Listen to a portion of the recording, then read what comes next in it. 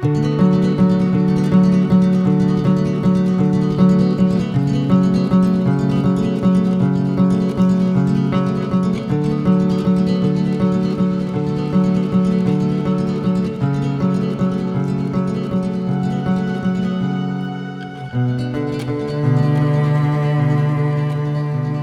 some parents, some aunties, some grannies, walking into a school doesn't feel safe. And that fear, that mistrust, it gets passed down without anyone realising it. To understand why, you have to understand what our community has been through. Long before there were classrooms like mine, education was already here. My ancestors didn't need textbooks. Knowledge lived in our stories, our songs, and our kingship. For us, learning wasn't separate from life. It was life. But colonisation changed all of that. Our people were forced onto missions and reserves. So many of our children were torn from their families, taken to institutions like Kinchilla for boys and Kutamundra for girls. My father is a part of the stolen generation, and him and his siblings was actually taken from this train station and put on the train to Central Station. And when they had the division to take his sisters to away, he kind of like, as young as he was, just knew that they wasn't going to be the same again. They tried to erase our culture, our language, our identity. That history left us with more than pain. It left mistrust. Mistrust of schools, of institutions, even of churches. All this trauma and things that we've all been through, and, you know, our ancestors have been through. But, you know, it's a sad thing when things happen. And things happen just because you're Aboriginal. That's what gets me. Yeah, just because you're Aboriginal. The children were taken because they were Aboriginal. And ripping them out of their families' arms and putting them on a train and sending them to be dispersed. And not knowing where your child was, it's got to be the most horrible, horrific thing. For a long time, schools were places of trauma for our community. Our elders and our families didn't feel welcome. Schools weren't a culturally safe place. And when a place hasn't been safe for generations, it's not easy to walk in and trust.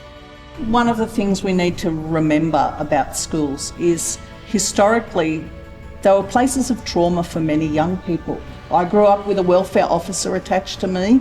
It wasn't very pleasant, and it was a constant monitoring.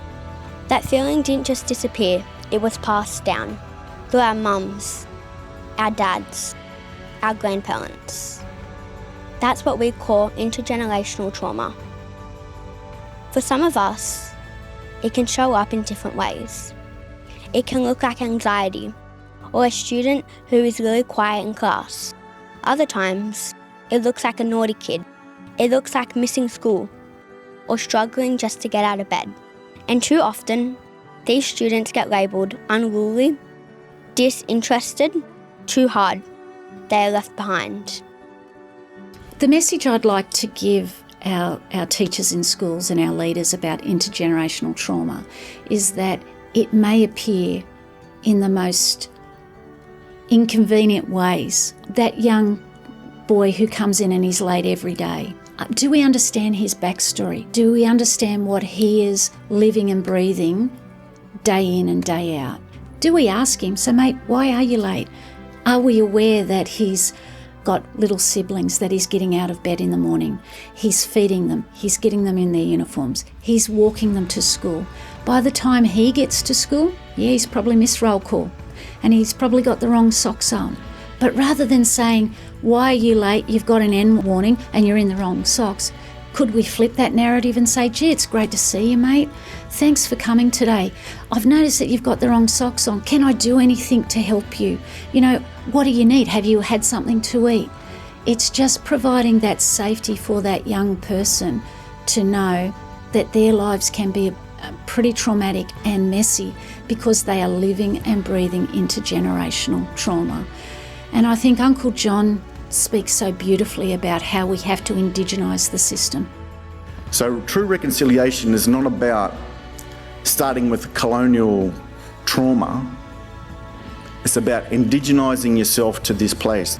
Don't let reconciliation be the focus of appeasement for trauma of the past. Let it be a door to open to indigenise and change your way of thinking to the thousands upon thousands of years of knowledge, ways of thinking and building relationships that was here first. Don't make the same mistake as in 1788. This is a new relationship. This is about building kinship. Go out to our communities, go back to our workplaces, go back to the schools and start advocating for this change, this indigenised worldview. It wasn't necessarily Aboriginal cultural worldview that was pushed.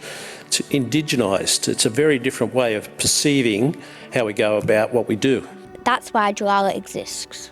Jarara is the heart of Aboriginal education across all our Catholic schools in the Parramatta diocese. They're like family. They care about our well-being and success. And they know that starts with our families and community. They make sure each one of us feels welcome, valued, and that we matter. Jarara shows up for us in so many ways. They guide us. They are there for us in ways that go beyond the classroom. They help us connect with our culture and our identity. They lead truth-telling that honours our elders and survivors. They help our teachers understand the real history of this land. They even help with practical things like fees and uniform. But where you really see Jarara come alive is in the programs. Every week we have our kinship boys and girls groups, a safe space to talk, to listen, and to be ourselves. And then there's cooking with Auntie Roz. It brings a smile to everyone's face. At my school, Xavier Catholic College, Landilo, Year 7 students start with a cultural immersion day. From the very beginning, our culture is visible. It sends a clear message. It tells the non-Aboriginal students that our culture matters. And it tells us we belong here. Then there's the Malama Junior Ranger program. It's about culture and identity, caring for country, learning about threatened species, the story of the Cumberland woodlands, cultural burns, looking after our waterways, and much more.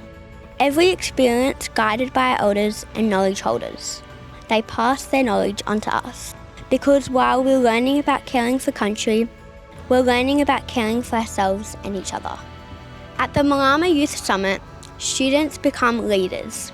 Malama Junior Rangers and ambassadors run cultural activities. They mentor the younger kids. It gives us confidence.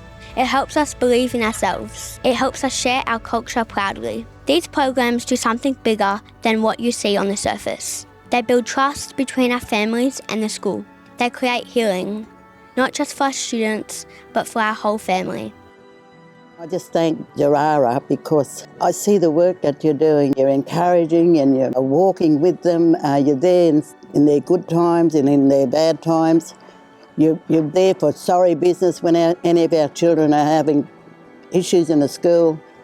You're there. And I just love what you're really doing for our kids in the Catholic schools. When you feel safe, when you feel proud of who you are, that's when everything begins to change. Growing up today can still be challenging. We might feel misunderstood. We might struggle to find our place. But struggling doesn't mean we are less than. It doesn't mean we don't deserve better. We deserve to know our history. We deserve to feel proud of our identity. To walk into any room knowing deep down that we are worthy, that we belong. Our culture is nothing to be ashamed of. It's something to be proud of. And it's our responsibility to keep it alive and pass it on to the next generation. When we come home proud of who we are, it creates ripples. Ripples for our family and through our community. That's intergenerational healing.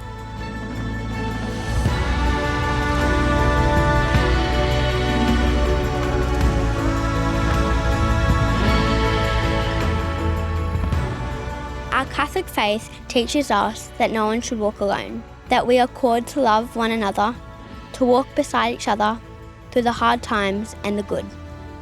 Jarara lives that belief. They walk beside us. They walk beside our families. And because of them, we don't have to walk alone. That's why Jarara is important. It's important for a young Aboriginal girl like me.